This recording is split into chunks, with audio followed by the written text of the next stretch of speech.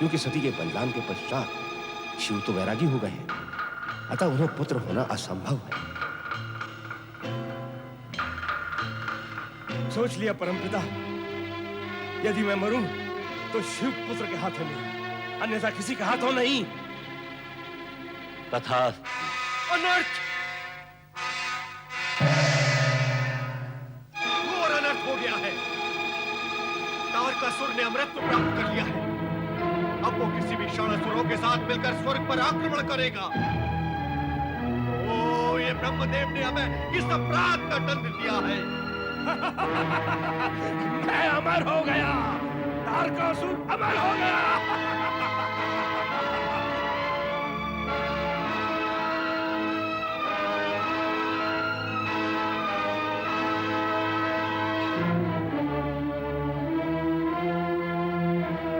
ब्रह्मा जी,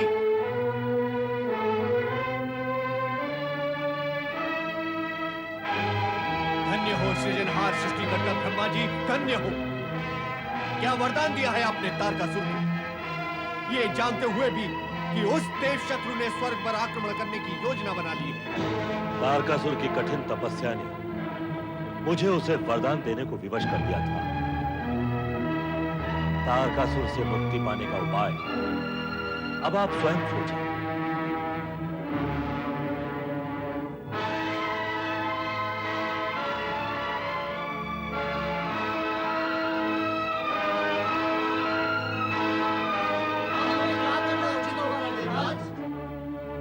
देवगणों, चलो स्वर्ग की सुरक्षा का प्रबंध करें।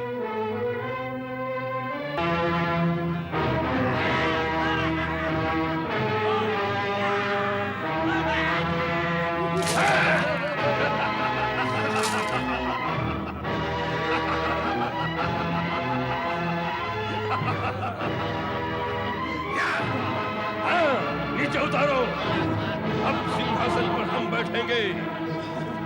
अब सभी देवतागण हम असुरों के बंदी हैं। अब हम स्वर्ग के राजा हैं, स्वर्गाधिपति हैं, स्वर्गाधिपति। महाबली तारकासुर की जय! महाबली तारकासुर की जय! महाबली तारकासुर की जय! और अब सर्वशक्तिशाली तारकासुर का अधिकार मात्र स्वर्गलोक पर ही नहीं होगा, तीनों लोकों पर होगा। हम त्रिलोकपति कहलाएंगे, त्रिलोकपति।